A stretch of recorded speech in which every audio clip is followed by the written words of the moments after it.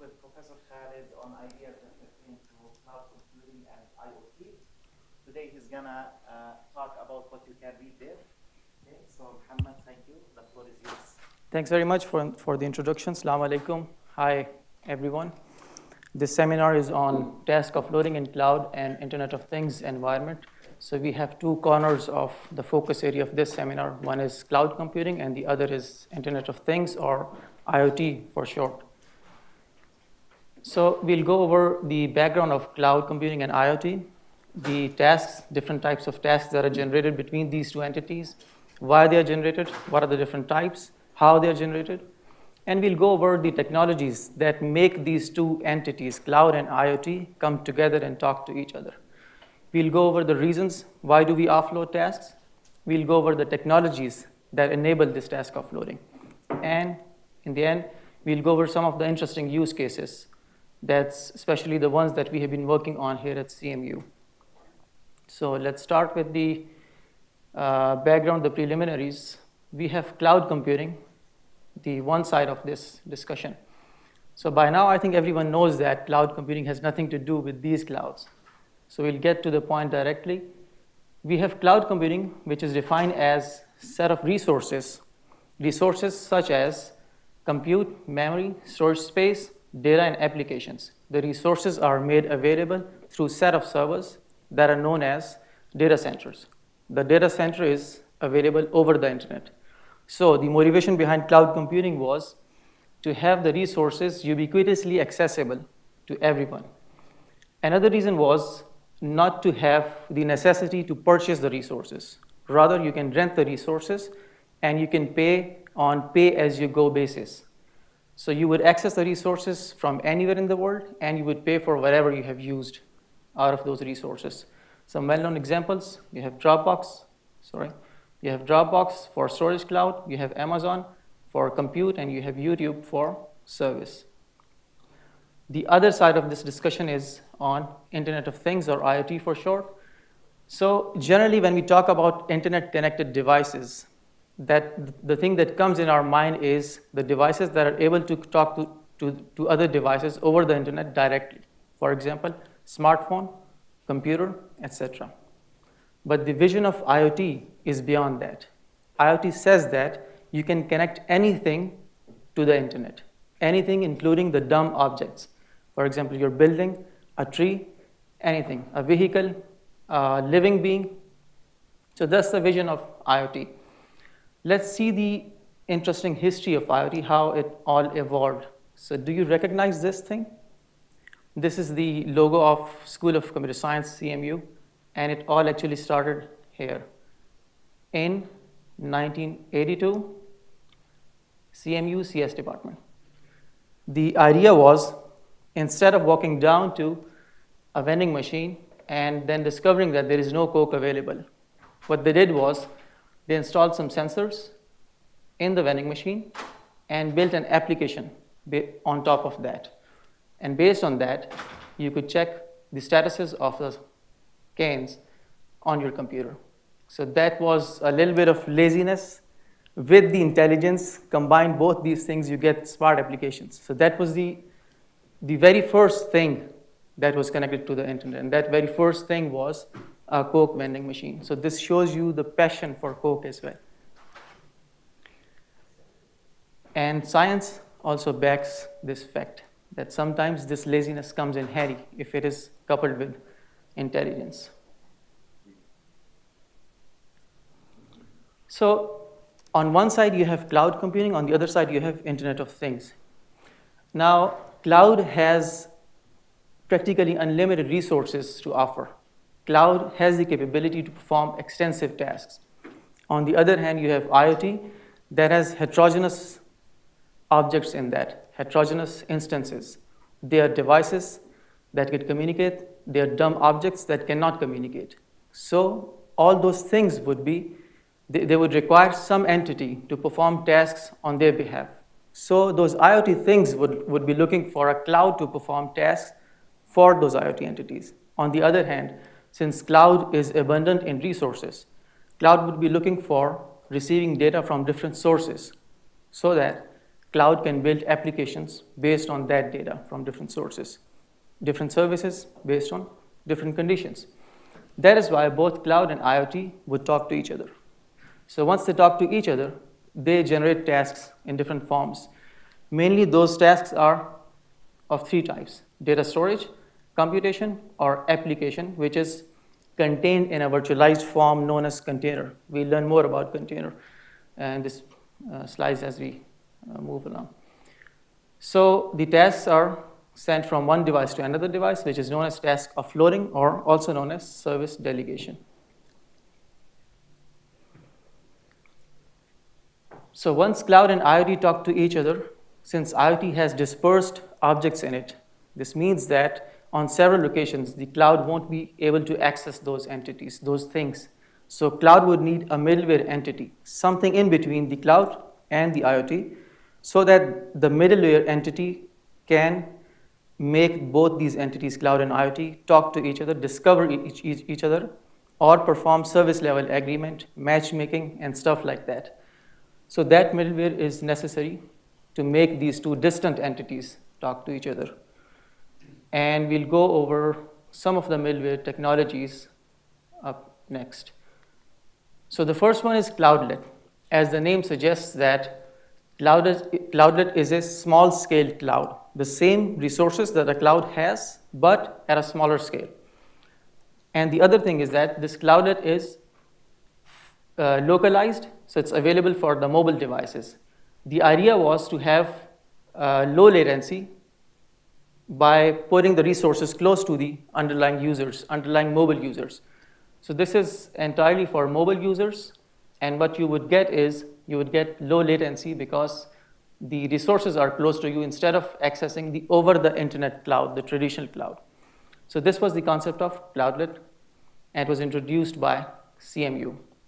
So Cisco in 2012 extended this concept. Cisco argued that instead of having just one entity that provides you services, that entity is small scale, so we cannot generate intensive applications. We cannot have machine learning based applications. We need a resourceful entity that is reliable. Whenever we need to offload something to that entity is available for us and can perform extensive tasks. So the argument of Cisco was to have a 3-layer architecture of middleware, in which you have the underlying nodes using this, the application or service, and you have the distant cloud that has all the resources. So a middleware entity, Fog, would perform the necessary localized tasks for you, so you can eliminate the delay factor or minimize the delay, and also perform personalized services. And in case you need to offload something to the distant cloud, then you can perform that thing as well, which was not possible in the case of cloudlet. So you have 3-layer architecture. HC in 2014 amalgamated both these concepts, fog computing and cloudlet. So what they did was they said that, okay, fog is good, we endorse this 3-layer architecture. But the problem is that fog is generic. Fog is not for mobile devices. So what we should do is we adopt the same 3-layer architecture, but we incorporate the cloudlet attribute of providing resources close to the mobile devices within the radio access range. So their concept was to have the cloudlet plus fog computing stuff. This was another type of middleware. Then we have edge computing. Edge computing refers to user-owned devices, your computer, your smartphone, your smart glasses, stuff like that. So some researchers confuse edge computing with fog computing. They would both use them interchangeably. But according to Open Fog Consortium's reference architecture, which is backed by organizations such as Cisco, Intel, Dell, ARM, Princeton University, and some other well-known universities, their definition of edge computing is solely your end-user edge devices, user-owned devices. In case of fog, it would be owned by some other entity, and it would be relatively less localized as compared to edge computing. When you combine the resources of your edge devices, they become femtocloud. Another technology for middleware tasks is delay-tolerant network. Delay-tolerant network, or DTN for short, comes in handy in those situations where you don't have an end-to-end connectivity. So to reach out a distant, not connected destination, what you would do is you would find an entity that connects to the source and is anticipated to reach out to the destination at one point, at any point. So through this concept, you would offload tasks to this intermediary entity, which takes your task to the destination. So this type of architecture comes in handy where you don't have connectivity or reliable connectivity, for example, in the rural areas. In the form of a layer, this is how middlewares would be. So on zero hop, you'll have these devices. MIST is a Cisco terminology. And on one hop, you have the fog devices. So you would choose the middleware based on the type of your service, plus this can be based on scalability. You may have more than one middlewares as well. Then you can reach out to the distant cloud over the core internet. Let's see what are the reasons for offloading. So I think you might have guessed some of them, if not all. Excessive computation is one major reason. If I cannot perform a certain task on my own device, I would obviously offload that task to a device that is comparatively resource rich. Another reason would be latency. So as we've learned going through the middleware entities, that localized fog or localized cloudlet would be close in proximity to me. So I would, or the service provider would offload the tasks to their entity so that the users can get the service within a acceptable latency. Another reason would be load balancing. So in a data center, if I have multiple requests coming in, based on my own condition, based on the number of requests, based on the type of request, the size of request, I would distribute the tasks to my own data centers or my different middlewares. So I can have multiple middlewares as well, and I can balance the load. Another reason would be permanent or long-term storage. If I need to store something on my phone, for instance, then it's not possible forever. So it is possible for a few years probably, but not forever. So what I would do is I would offload that file or that data to an entity that can store the data forever or for a long time, which might be a cloud. Data management is another reason. I'll distribute my files. I'll put my files in different ways on different devices based on my usage, based on the type of that device. Also, privacy and security would be another reason.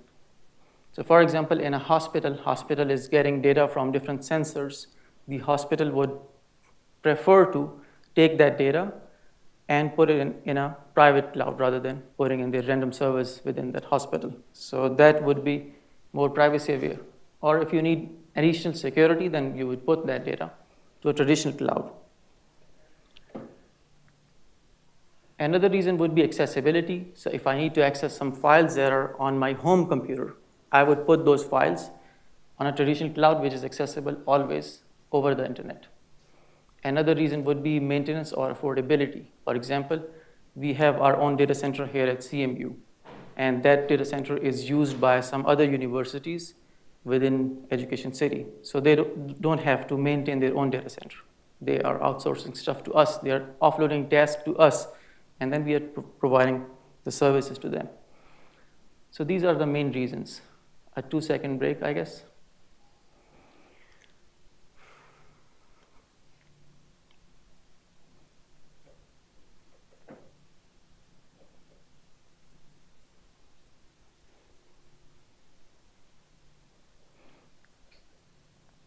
What are the technologies that enable task offloading? So I think convenience is the simplest answer. Anything that makes it possible plus makes it convenient are the technologies that we require for task offloading. The first and foremost would be wireless technology.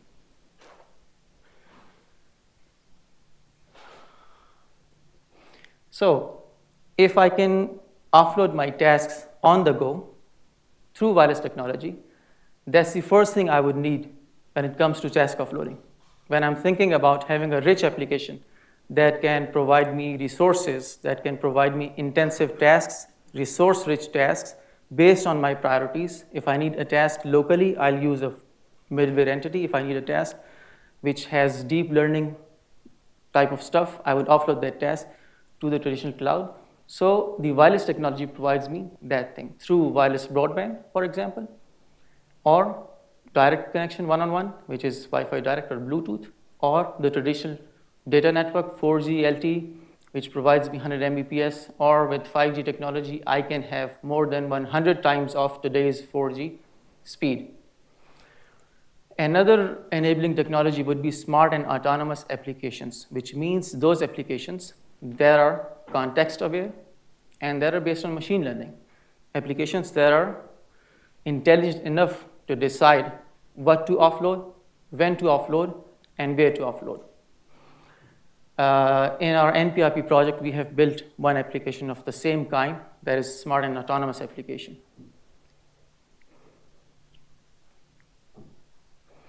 Another technology would be virtualization and containment. So virtualization, in short, is softwareization of a hardware, softwareization of a physical entity. Virtualization in general has two types. One is virtual machine, and the other is containerization. In case of virtual machine, what I would do is I'll virtualize the entire physical machine, including the operating system, including the libraries and everything. So it's a rich virtual machine with everything that I need, everything that a physical machine contains. I have the same stuff in the virtual machine. But of course, it's large in size. So if the large size matters to me, what I would do is I would contain it in a smaller form. The smaller form is, instead of containing the entire operating system, what you would do is you would only associate the relevant libraries and bins of your application. So if I have an application running on my computer, instead of taking the entire operating system with that, which is the virtual machine, what I'll do is I'll just take the associated libraries. So it's less secure, but it's lighter in size. So that also enables task offloading. If you need security and you have enough bandwidth, or you can wait for transmission of the task, then you can use virtual machine. This is one enabling technology. Or if you have an issue with the size, then you can use this technology, container, to offload your tasks. Similarly, parallelism, multi-core technology enables this thing that you can divide your task into different subtasks and then perform the execution of the task so that you have the results much faster. Let's go over the use cases now.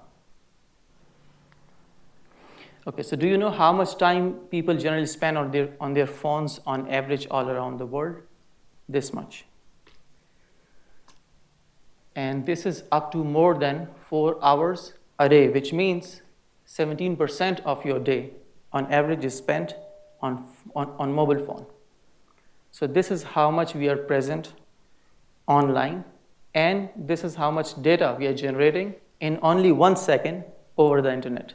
So we have these many applications that are reason to generate the data. This many videos, text messages, emails, and stuff like that.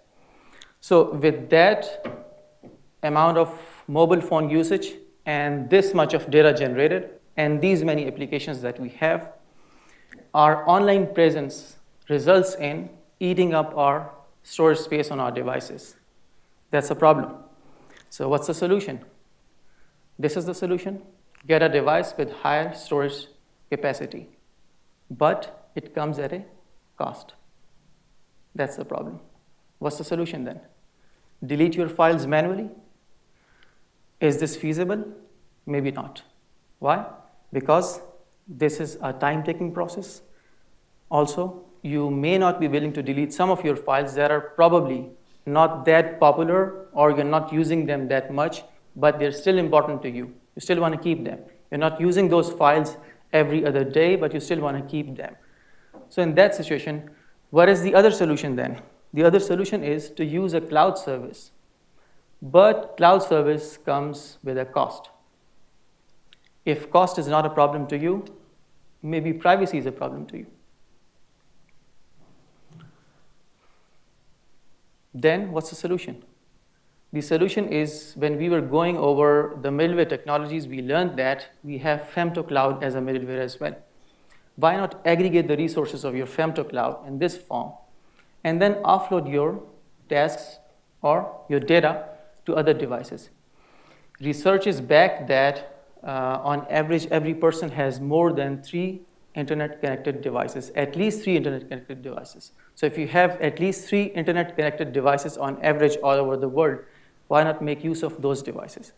For example, right now we have this many number of people here, assuming that every person has 1 smartphone, assuming that every smartphone has on average 1 gigahertz of processing capability and some storage space as well. We can make use of this underutilized resource pool. We can, in the same way, we can make use of the entire resource pool of CMU as well. When we are in the office, during the office time, we can make use of these resources. So the benefit would be, number 1, we are cutting the cost. Number 2, it's more privacy aware. Instead of sending your data to a cloud, which you might not be willing in all the situations, you can do this thing. So this is the concept of shared economy, same as some of the well-known services have adopted this concept. For example, Uber is the largest taxi company without a single taxi owned by them, except the upcoming autonomous vehicles they have. Similarly, you have Facebook, the largest media owner, without a single media content created by them. You have YouTube without a single content created by them. So they're sharing the resources. You are creating things, you are using things. So both the creator and the user are the users of these service providers. We do the same thing here at CMU. We provide you the femtocloud resources. The solution is that you have your files. In the beginning, you don't know. Actually, we don't know which files are popular and which files are not popular. So we have an algorithm that determines, based on your usage pattern, which of your files are used most often, which files are not used often. So based on that, we determine the popular and unpopular files out of your native device files. And what we do next is, so how do we do that? We do that based on these 3 factors. How many times you're accessing your file? What is the access spread? For example, this one. What is the access recency? For example, this one. Now in this example, this is the burst of accesses, and then the file was never accessed again. This is a decent and consistent access pattern. The file was created over here, but then recently accessed in a burst. So this is probably based on some event or something. There is a sparse, there is a spread, long distance in terms of duration in the access of file. So based on these factors, we determine which files are your popular files and which files are not. And then we can offload them.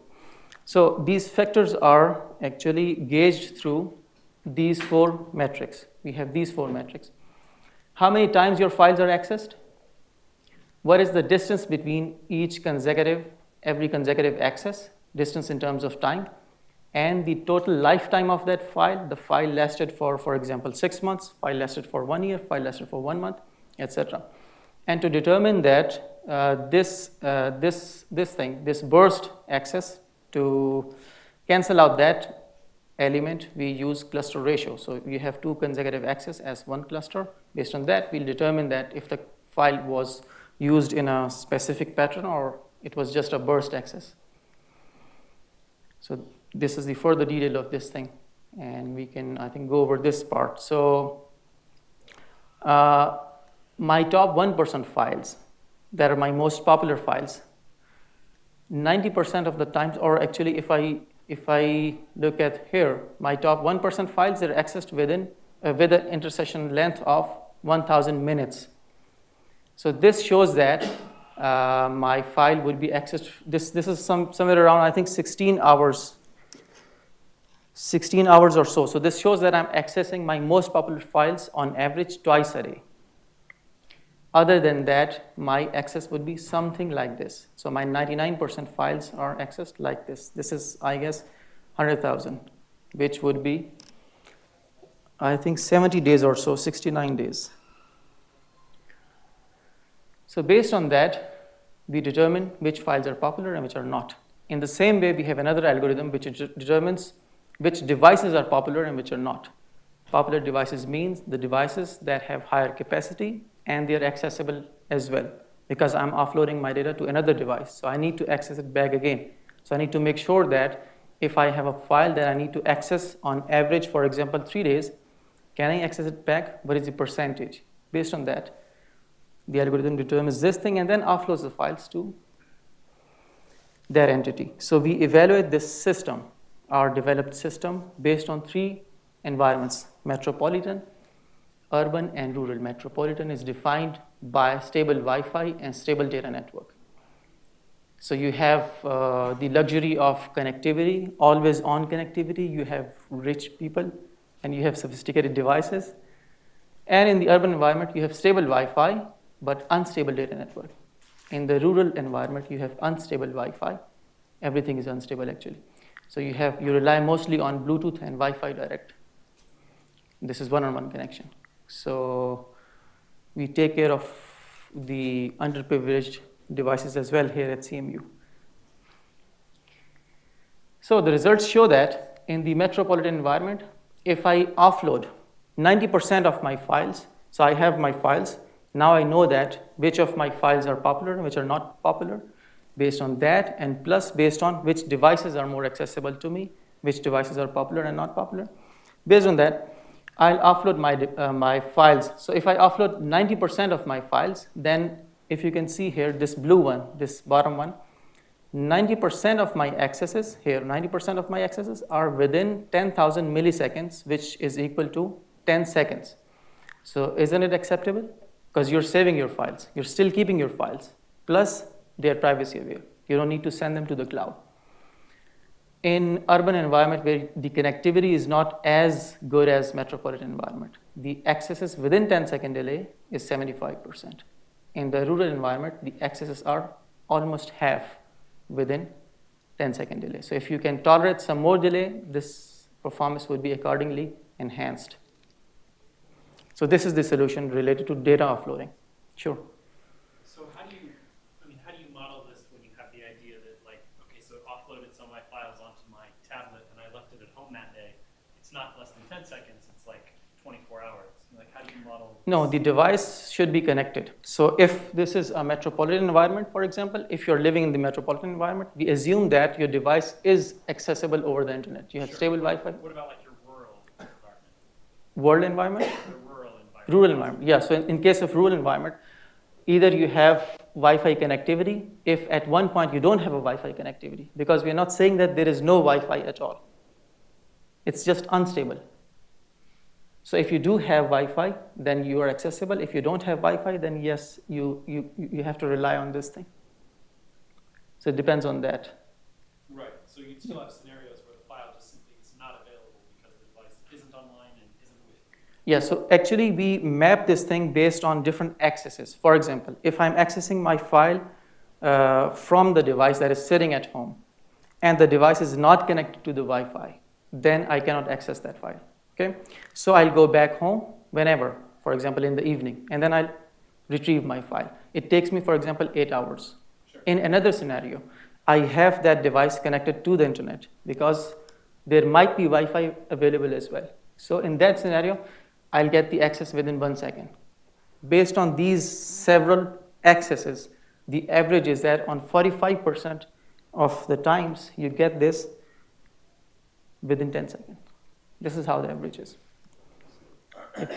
So, do you offload the whole file or chunks of the file? We offload the entire file. And then what if you, so now you need to know the storage dynamic. You need to know always the storage is available. Yeah, it's dynamically changing. And then if you have a set of devices and you have a whole file that cannot fit on any one single device, will you chunk? And Yep. In that case, things? yeah. In that case, we'll chunk the file and then divide into different devices. Because they're my own devices, they're my user-owned, they're my household devices, or they're my family devices, so I can trust those devices. And do you replicate in case if one device is offline and I want as a user to access my file, if you replicate, I can actually still access probably from Yep. another. In case of replication, you're consuming additional storage space. So if you do have that luxury, you can do that. You have enough space, then yes, you can replicate at any point. But if you don't have, so right now we are working on this thing actually.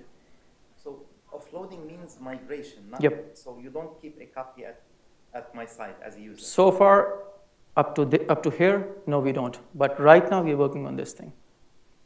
This is the next part of our work, that we have to replicate in some scenarios. So replication. So we are currently working on compression techniques. That what are the different compression techniques that enable the replication more efficiently. So yes, you can replicate, but then obviously there is a compromise. Consistency. Yep. Yeah. So, but actually this is not for commercial users. This is an application that anyone can use, but this is based on your own devices, your personal devices. So you have to analyze that how many devices do I have and what is the capacity of my devices. So once you run this application, for example, then based on your devices, your capacity, your resource pool, it would decide that how much luxury you can have or how much benefit you can get out of it. In otherwise case, you have to offload to another entity. So it depends on your devices as well. As we have seen that the average says that every person has at least 3 devices. So some people won't have 3 devices. They'll have 1 device, some others would have 10 devices. Based on that, you'll have your resource pool.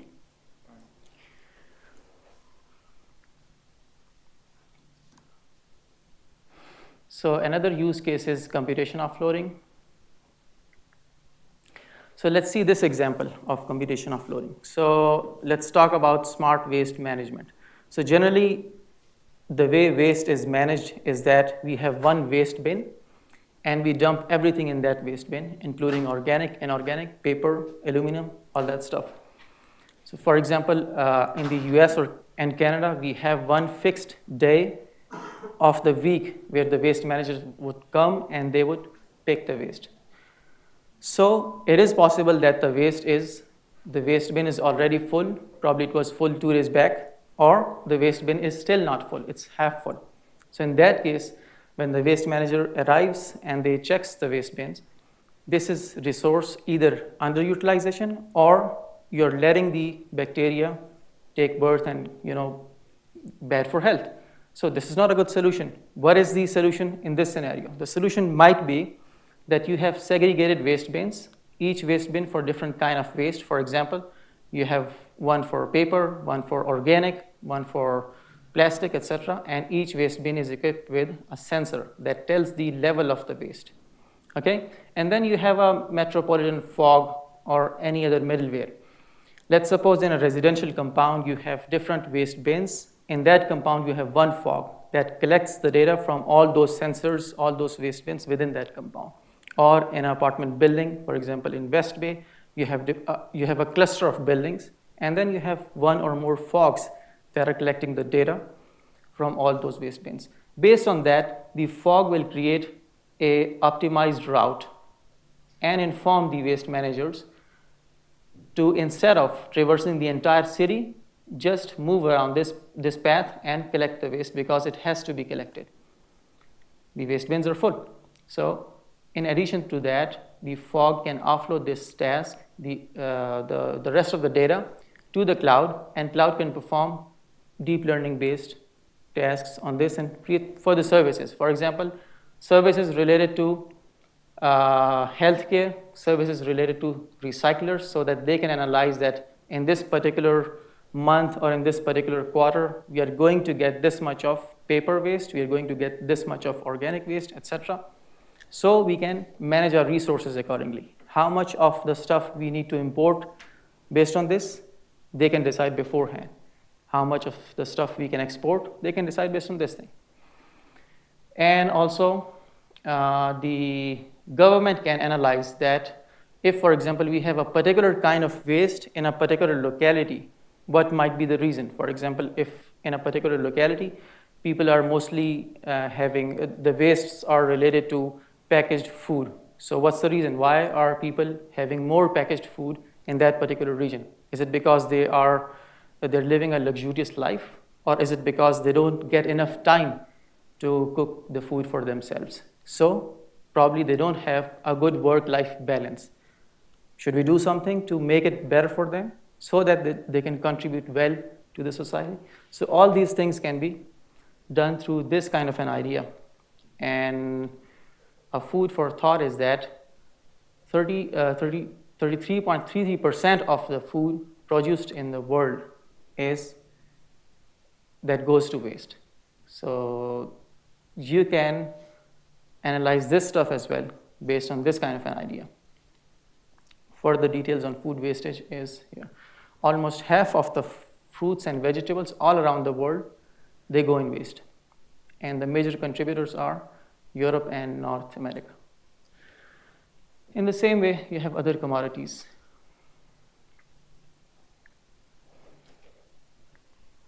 So in the same way, we can have a different scenario for this use case of computation offloading. Currently, when there is an emergency situation, what we do is we have to call the emergency dealing department, for example, 911 or whatever country you're in. So what you do is you make a call, you give them your location, you explain them your entire emergency situation. Then they digest that thing, and then they decide which emergency dealing department should be contacted, fire, police, ambulance, whatever. And then they figure out your location as well. At some point, you might not be able to tell your location because you are in the middle of nowhere, or you're in emergency situation, so you're panicked, so you don't know the location. Another obstacle would be if you're in a country where language is a barrier. So how would you explain everything on the phone? An easier solution is to have a mobile application that has all these options. So you just click the relevant option, and the mobile phone sends your location through the GPS sensor.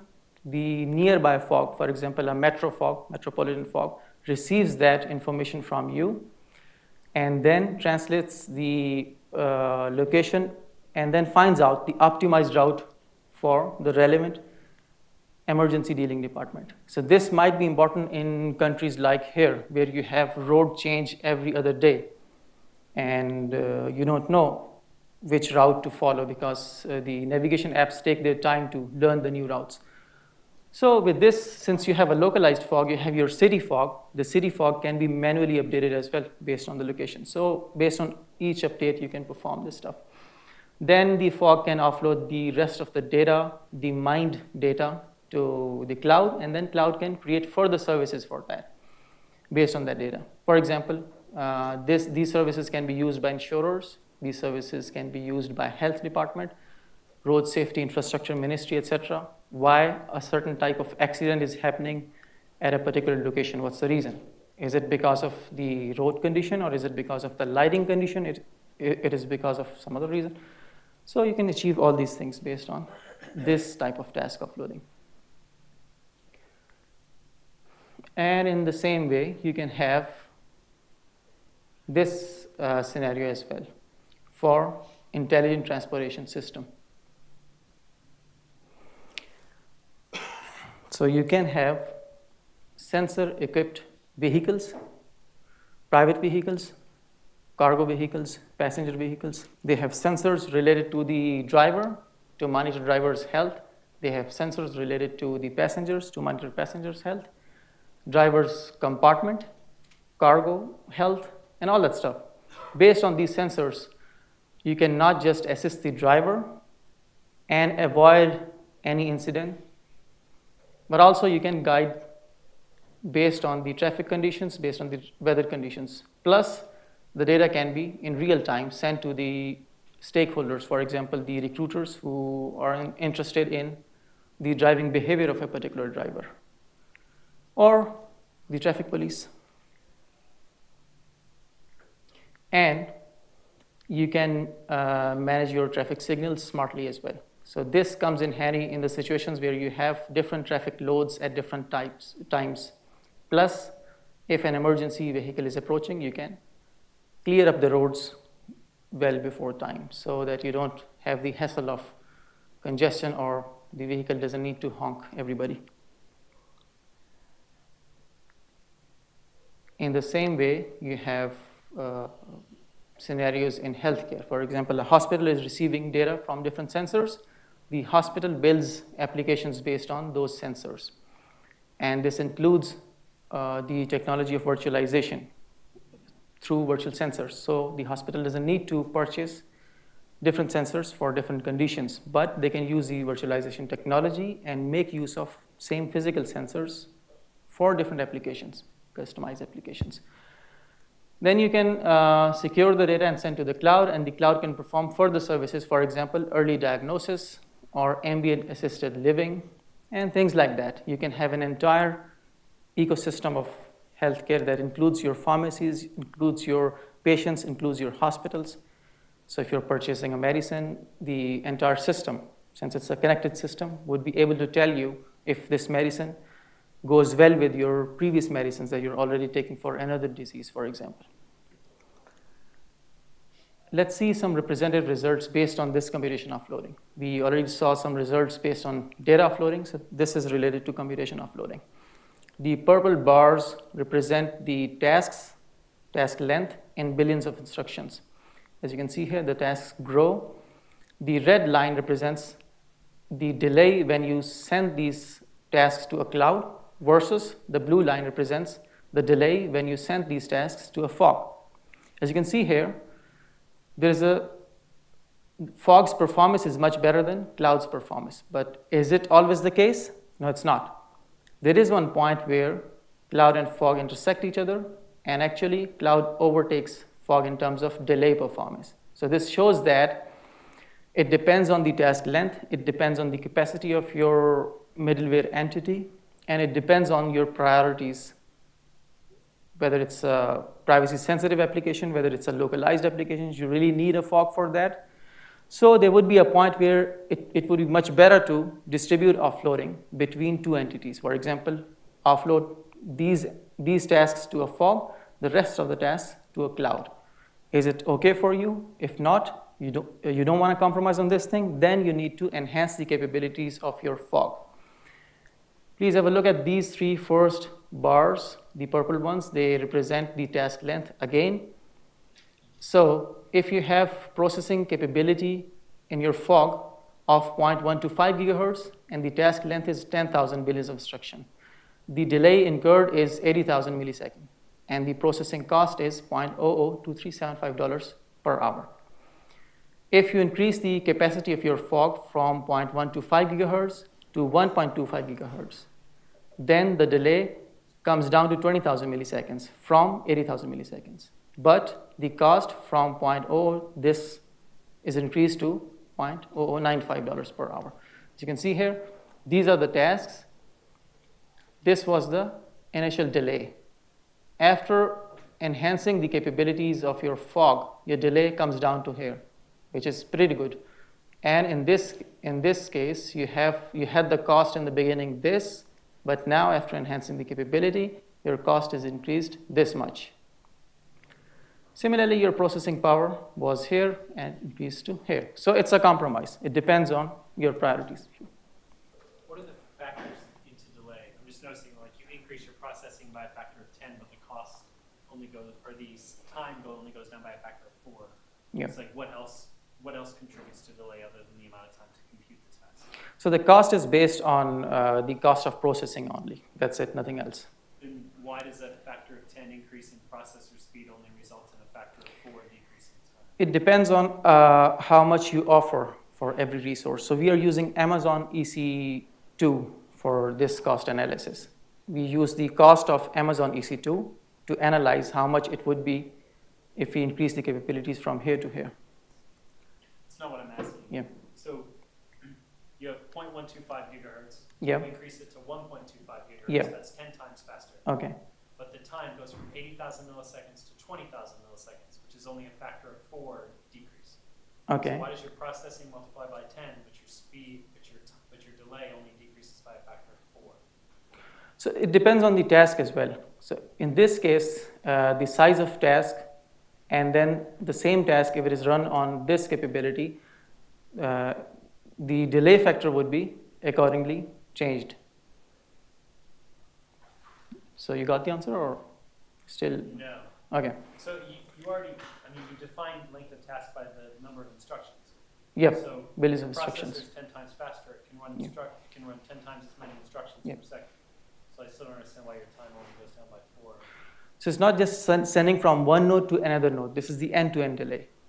I have a fog and I'm sending the data from fog to cloud, or I have a IoT node, I'm sending the data from IoT node to a fog So this versus also to, includes communication. yeah, communication includes. Okay. Yeah. So I And even if only computer includes processing power, it's not linear, it's known in systems. You cannot have linear speed up Right, if you increase that. it's not linear for normal workloads, Yeah, but it because is you have the modeled, it cache, would you be. have the memory, you have the accessibility pattern of the application. There are many, many factors that play in. It's known by Amdahl's law, you don't get linear speed up. Right, but this is modeling it in a simple way with just number of instructions executed, which. Yeah, I it think would be- includes the number of entities between these two entities. So it's an end-to-end delay. Sure.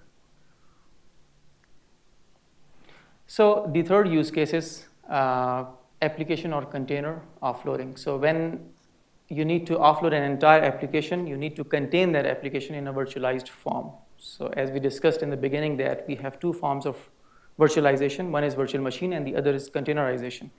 So if I contain my application, entire running application, then I would be able to offload my entire application from one node to another node. Let's see this example that, for example, you have a cop with visual sensors installed on the cop through, for example, smart glasses with camera or a body camera. And the cop is monitoring a certain event or a location, and the cop moves from one location to another location, or the cop hands over the duty to another cop. In that case, the cop's data coming from the sensors to his phone or her phone, and then to the fog, this should be migrated from this location to another location. So this would be made possible through containerization, which is another form of task offloading. One form was data, the other form was computation, the third form is container.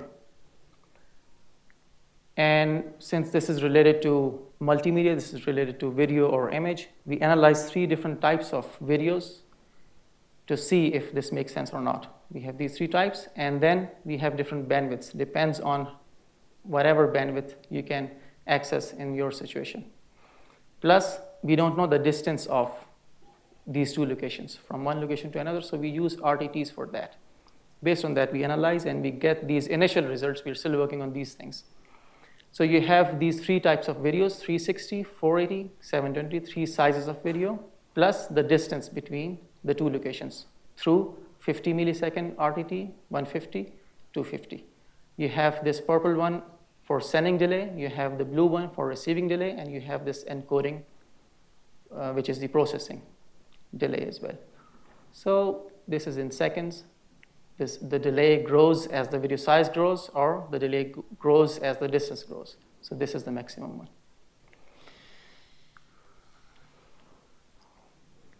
And I think that's it. So the bottom line is to avail the resources that you have, make the best use of those resources, and compromise wherever you have to compromise. You have to make the decision of where to compromise.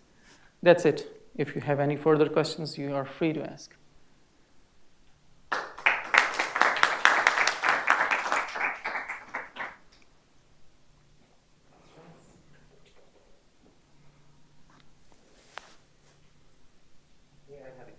Can you shed some light on the major challenges of pursuing these kinds of applications? You spoke a little bit about replication, synchronization, especially when it comes to the traffic light thing. Different things might have different times.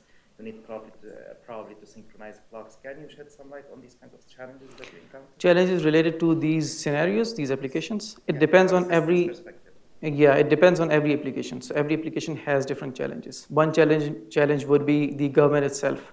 For example, we talked about different middleware entities, okay?